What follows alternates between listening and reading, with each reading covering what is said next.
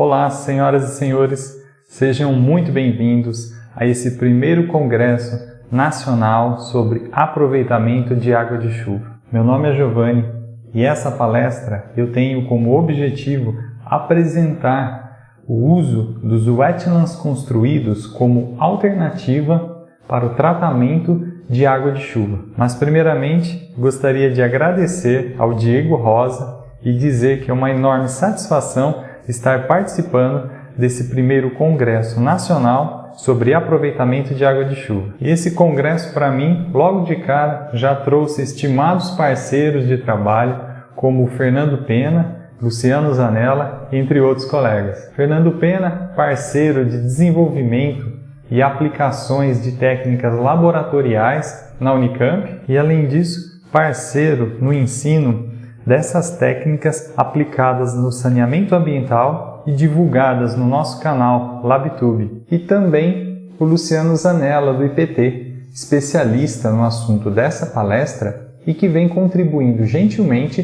com meu orientador, Denis Roston, na minha tese de doutorado na Unicamp. Antes de eu lhes apresentar o que são os wetlands construídos, eu gostaria de apresentar o sistema natural em si. Wetlands é um nome em inglês para alagados, ou seja, nós temos aqui no Brasil o Pantanal, que representa muito bem o que seriam os wetlands. É lógico que cada sistema natural tem suas características, no entanto, o nosso Pantanal, as áreas de várzea, representam muito o que são os wetlands, que são sistemas que permanecem alagados por longos períodos ou até mesmo ficam alagados durante o ano todo e que apresentam uma rica biodiversidade e que tem por características plantas adaptadas a tais condições, estando imersas, emergentes, superficiais, flutuantes. Essas plantas elas têm uma elevada capacidade de se multiplicar com elevada produção de biomassa, necessitando para isso de luz solar e nutriente presente nesses lagos, brejos e que costumam ter esse ambiente lêntico, ou seja, um ambiente de baixa correnteza e que então proporciona com o desenvolvimento dessa biomassa, né, dessas plantas conhecidas como macrófitas em sua maioria, pois veremos também que algumas plantas ornamentais também se adaptam muito facilmente a esse ambiente. E mesmo essas plantas, elas podem ser muito úteis em sistemas como os wetlands construídos, pois essas plantas complementam a construção do sistema, garantindo um ambiente estético e podendo, através aí da criatividade, a construção então de sistemas com um ambiente e essa estética muito agradável para construção de jardins, parques, né? E que podem então ter essa outra finalidade que não simplesmente o tratamento, seja de um efluente de origem doméstica, um efluente agroindustrial ou para se melhorar a qualidade de rios, mas também podendo tratar água de chuva. E dentre essas espécies, as mais conhecidas, principalmente aqui no território nacional, são, para exemplificar aqui, as mais conhecidas, nós temos o junco, o aguapé e também conhecido como mini papyrus, ou o próprio papyrus também. São macrófitas muito conhecidas e muito utilizadas em sistemas de tratamento. Mas dentre outras espécies também muito utilizadas e com elevada eficiência. E os sistemas de wetlands construídos, normalmente, eles demandam uma grande área para sua implantação. No entanto, é um sistema que apresenta pouca manutenção e um baixo custo de manutenção. Então, é um sistema muito robusto, quando bem dimensionado, para atender a demanda de um município, a demanda de um bairro e também pode ser dimensionado para atender a demanda de uma residência. E a composição do wetlands construído pode ser verificado nessa figura, onde nós temos inicialmente a entrada do efluente, onde nós temos o sistema composto pelas macrófitas, que são plantadas em o que nós chamamos de meio suporte, que ele pode ser composto por brita, ele também pode ser composto, em alguns sistemas acaba utilizando, tem sua configuração areia, e podendo também ser intercalado a diferentes granulometrias de brita e também uma camada de areia superficial. O sistema de Wetzman construído ele pode ter diferentes fluxos. Nessa figura nós temos um fluxo horizontal, subsuperficial, ou seja, o efluente entra, aqui no caso ele é descendente, mas o efluente entra superficialmente e acaba ganhando esse fluxo horizontal e sendo obtido na parte inferior do sistema. Depois temos um sistema de vaso comunicante aqui para garantir o nível e regular o nível desse sistema. Essa configuração ela é muito utilizada no Brasil para as aplicações existentes e o que proporciona um sistema mais seguro para inviabilizar a presença de vetores e a presença de insetos que poderiam ficar na parte superior, que poderiam depositar ovos e permanecer aqui na parte superior. Então esse sistema ele contribui para que não haja esse tipo de propagação de pragas. No entanto, existem outros sistemas onde nós temos o fluxo vertical, onde todo o sistema é abastecido, ele tem uma tendência em suas configurações de se trabalhar em batelada, onde você tem o lançamento e depois esse vertical descendente, e depois existem diversos coletores no fundo do sistema para garantir a vazão do efluente tratado. O sistema também funciona com um médio tempo de detenção, podendo variar de 2 a 4 dias, e basicamente o sistema tem por finalidade o crescimento das macrófitas, ou em alguns casos plantas ornamentais, devido à fotossíntese. Então a luz solar é imprescindível para o desenvolvimento do sistema, e as plantas em desenvolvimento, elas roubam então o nutriente presente no meio suporte. E muitos desses nutrientes estão disponíveis nas espécies químicas diretamente absorvidas pela planta. No entanto, alguns desses nutrientes necessitam de uma biodegradação ou uma biotransformação que geralmente ocorre nas raízes dessas plantas.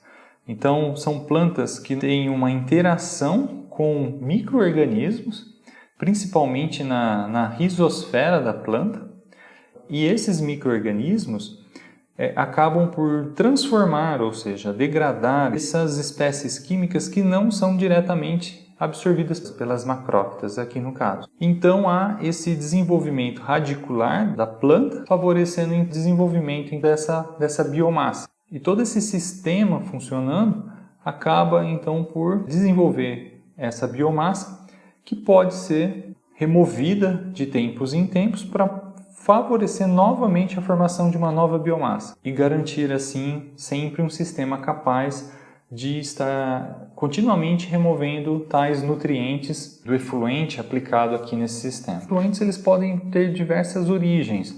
Nós podemos ter o esgoto sanitário, grande problema em nosso país, onde aproximadamente somente 30% do esgoto dos municípios brasileiros são tratados. Podemos também ter lançamentos com processos agroindustriais, onde então há lançamentos com elevada carga orgânica e nutrientes, podendo impactar na qualidade dos corpos hídricos por essa elevada concentração desses elementos. Sistemas de tratamentos com dejetos de animais também podem ter um grande impacto devido à elevada carga orgânica. Plantações, onde mesmo o processo de adubação quanto a presença de fertilizantes pode acabar impactando, sendo carreado para o corpo receptor, e também pode ocorrer com a aplicação de agroindústrias, como por exemplo da cana-de-açúcar, que libera então a vinhaça para ser reaplicada no sistema como fertilizante, podendo então impactar recursos hídricos quando tais nutrientes são carregados pelas chuvas até os corpos receptores. Essas imagens de uma propriedade aqui no sul de Minas.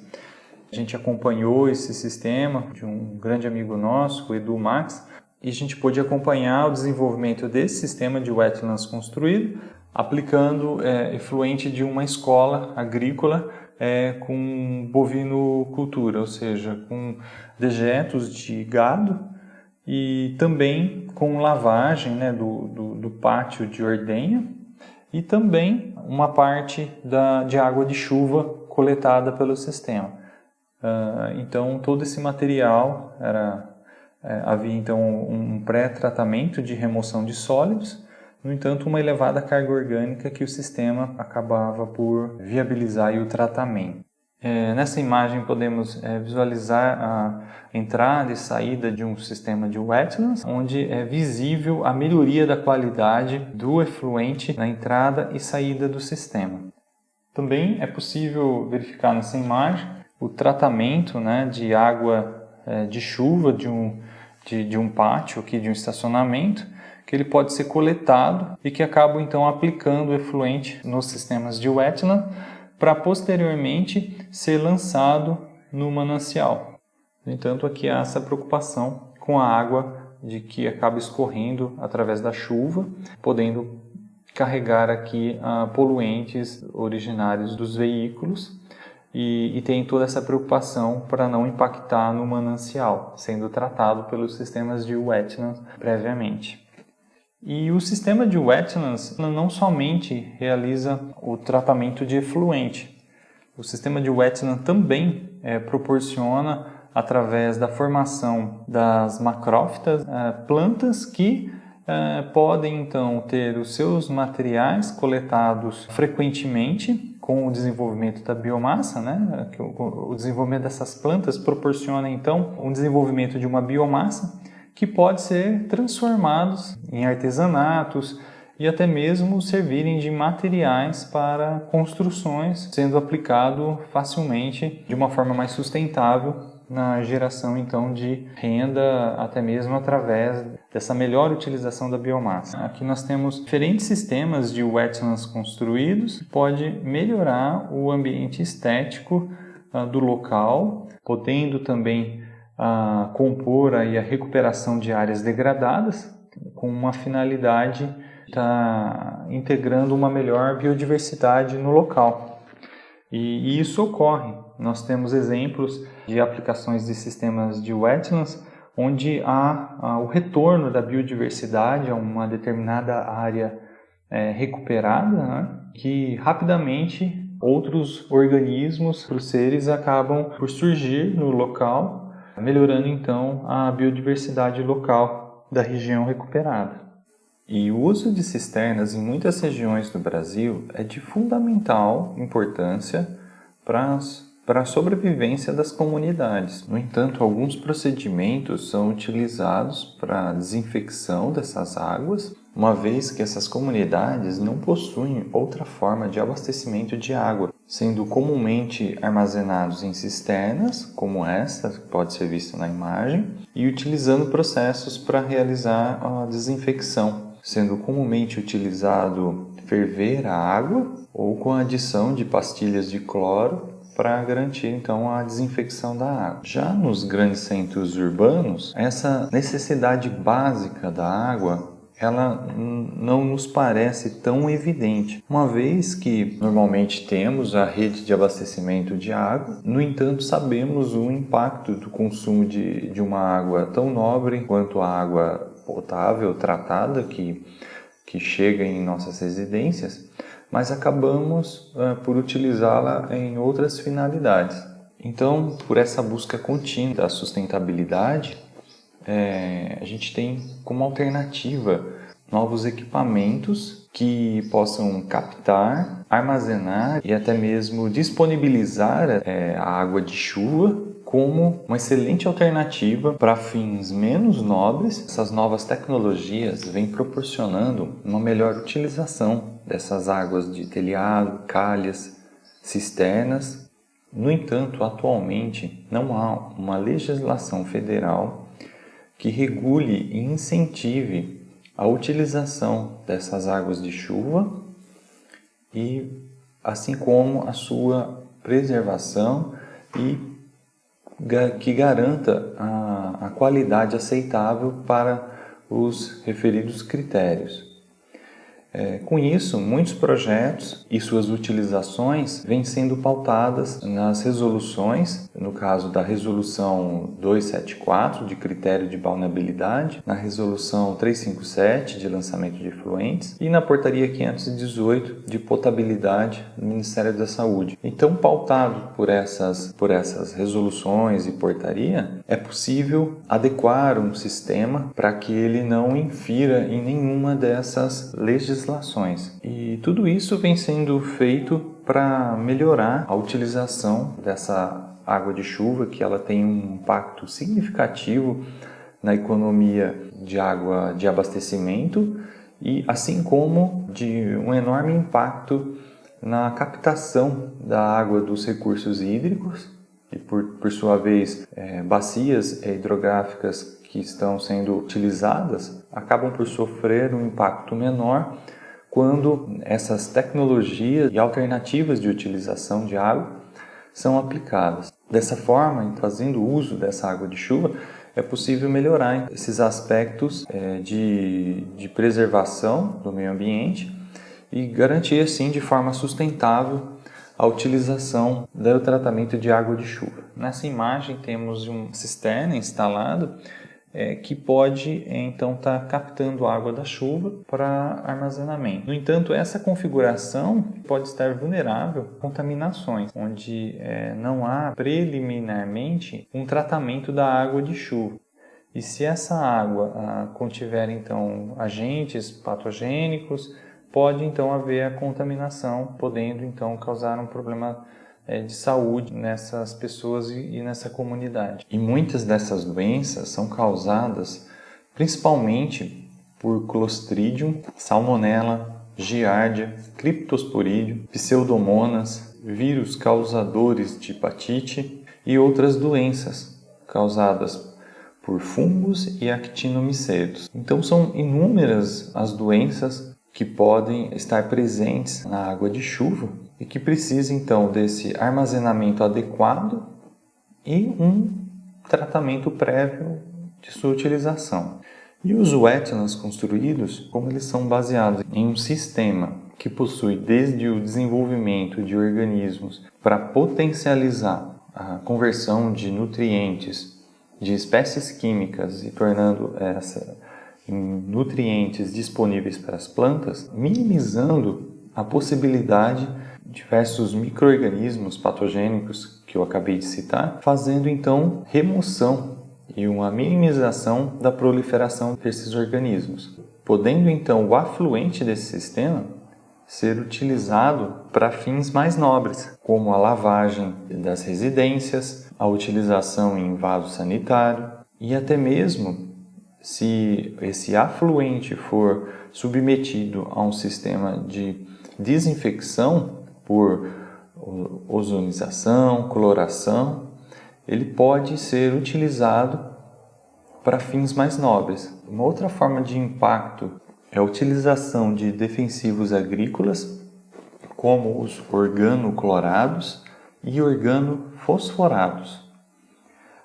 Esses compostos são compostos persistentes e que possuem uma elevada toxicidade e que em muitas regiões são utilizados em forma de pulverização, seja uma pulverização aérea ou uma pulverização terrestre. E quando esses compostos não são corretamente aplicados ou aplicados em demasia, eles podem, na medida que você tem uma precipitação, pode haver então o carreamento desses compostos e então contaminando esse corpo receptor. E muitos desses compostos também são levados pelos ventos podendo chegar até as áreas urbanas, com a sua presença nos telhados, calhas, podendo impactar na qualidade de água de chuva captada pelos sistemas utilizados. É óbvio que as concentrações desses compostos nos telhados e calhas de regiões próximas a essas aplicações são menores do que as concentrações aplicadas diretamente sobre as plantações. No entanto, concentrações muito baixas desses compostos podem impactar na saúde humana e de animais, tendo efeitos agudos e crônicos principalmente. Por isso, se torna muito importante a utilização de novas tecnologias e tecnologias alternativas para se tratar também esses compostos. E diversos trabalhos vêm comprovando a eficiência dos wetlands construídos para o tratamento desses compostos, uma vez que diversos processos físico-químicos, bioquímicos ocorrem no sistema de wetlands construído, potencializando assim o tratamento também desses compostos. Nessa tabela eu coloquei como exemplo algumas instalações de wetlands construído. No entanto, são muitas outras presentes, distribuídas pelo Brasil e que estão sendo avaliadas as suas aplicações. No entanto, é muito tímida a utilização dos wetlands construídos no Brasil, sendo que uma das maiores desvantagens desse sistema seria a questão de área, uma vez que para o Brasil área não é necessariamente o maior problema. O uso desses sistemas, e que apresenta como vantagens o baixo custo de manutenção, baixa manutenção, ele pode então proporcionar valores bem interessantes em relação à sua eficiência, como podemos observar nessa tabela, onde temos diferentes vazões de lançamento para cada sistema aqui aplicado.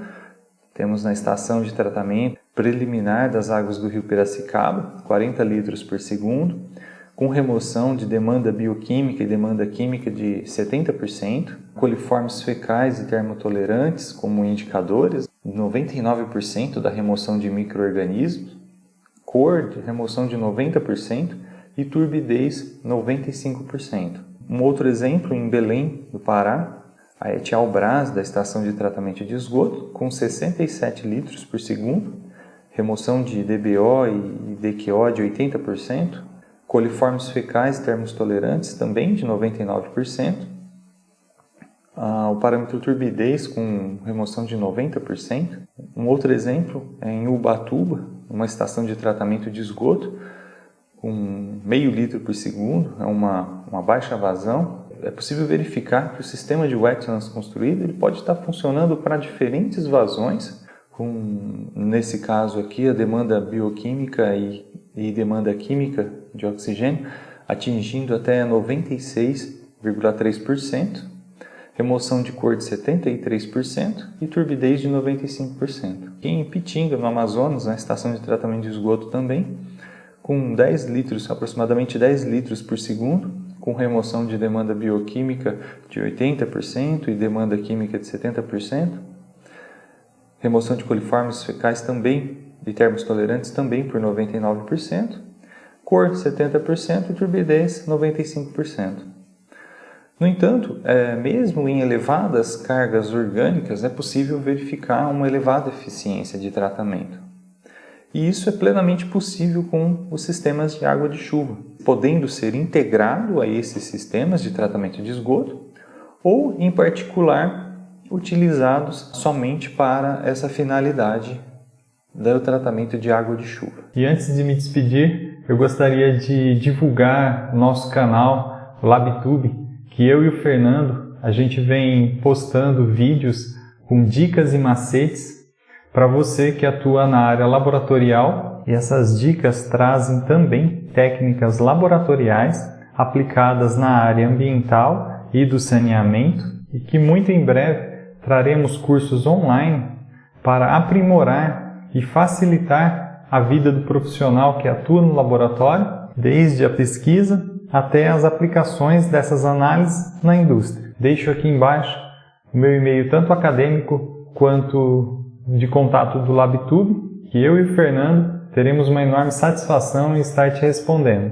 E por fim, eu gostaria de agradecer ao Diego Rosa pelo convite e de parabenizá-lo pelo excelente trabalho e dedicação em promover esse primeiro Congresso Nacional sobre aproveitamento de água de chuva. E que seja só o primeiro de muitos outros eventos que venham a promover esse melhor aproveitamento de água de chuva. Muito obrigado a todos pela atenção e tenham um ótimo congresso!